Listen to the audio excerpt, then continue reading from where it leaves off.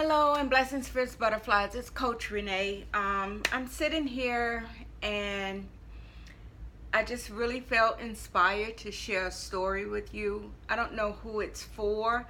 I know it's going to be for someone. God is going to bless someone with it. So if it's not you, I ask that you please share the video because someone needs to hear this message.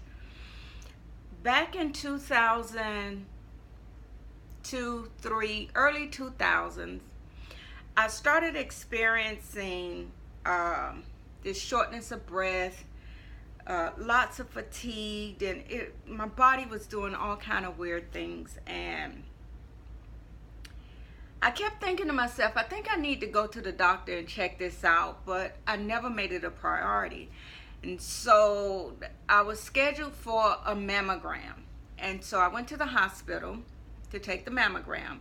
And I'll never forget, before leaving, the young lady asked me, she said, "Miss Jones, do you ever experience shortness of breath, any type of, fatigue or anything?" And I'm like, "Yeah, as a matter of fact, I do. How did you know that?"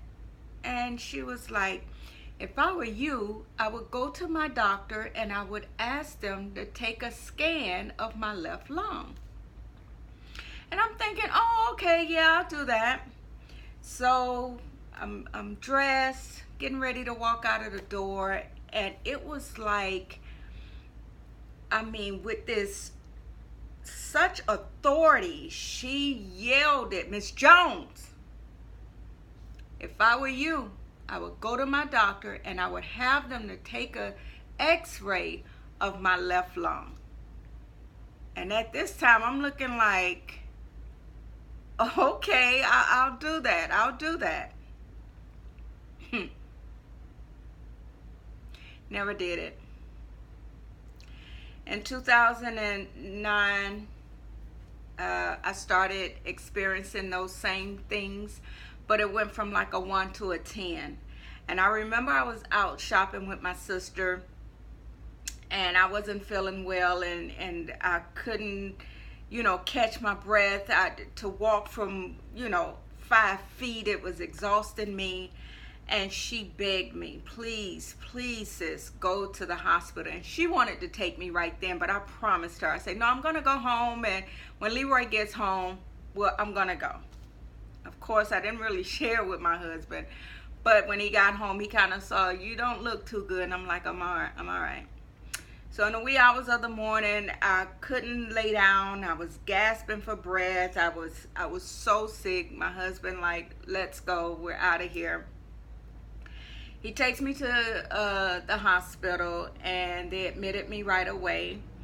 And the doctors came in, and they told me that I had a chronic lung disease. So of course I had questions for him because I'm like, I don't smoke anymore. I haven't had a cigarette in my mouth in about 25 years. I'm like, I don't smoke. I don't, what is this? And they said, of course they see, you got to go see a pulmonologist and all this other good stuff. But one thing he said to me that really stuck out, and it took me back to when that young lady was warning me. He said that had we caught this at an earlier stage, it wouldn't be chronic. And we would be able to do some repairs to it. But at this stage, it's beyond repair, and this is something you're going to have to live with. Warning comes before destruction, right? Yeah. So there I was. I realized then that God was warning me, and I didn't take heed.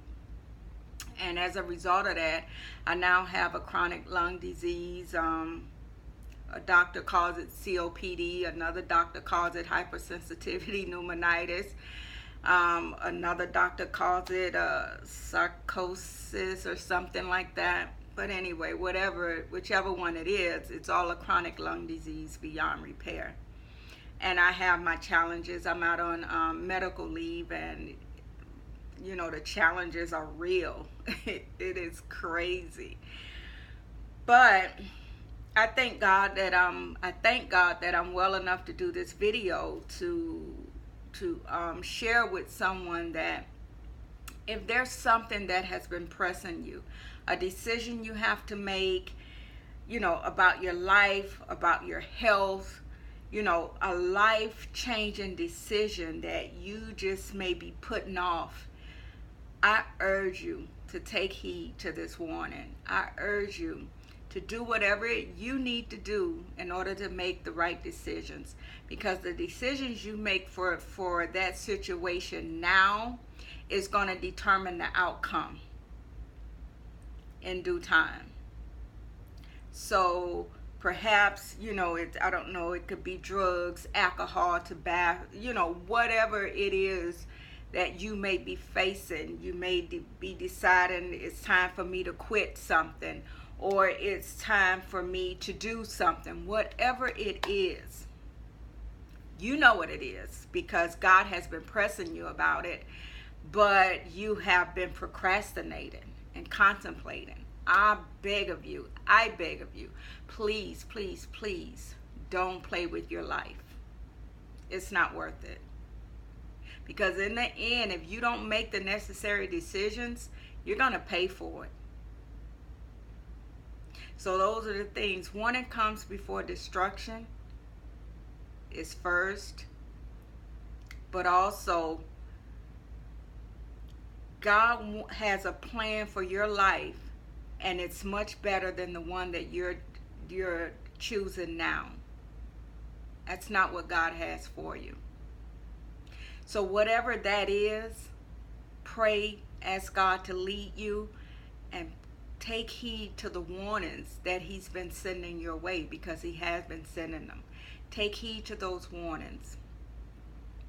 Let it go, and let God really just do some things in your life that you have been stopping.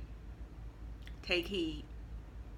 You don't have to be like me, 53, and it's a challenge sometimes to walk from here to the car. Today is a good day. I can walk there without getting short of breath. Tired, but not short of breath. Today is a good day. But there are some days I cannot get out of my bed. There are some days I cannot make it to my car. All because I did not take heed to the warning that God has sent my way. That's not what God has for you. It's not what He had for me either, but I missed the mark. And that's why I'm encouraging you. Do what it takes to make the decisions and to take heed to the warnings that God has been sending your way. Okay? You be blessed. All is well. But even though God has better for you, there are things that we have to do in order to live in that better place that He has for us. So take heed. And then let go and let God. He's going to do something marvelous in your life. Okay? Y'all pray for me. I'm praying for you. Take heed. Warning comes before destruction. Let go and let God.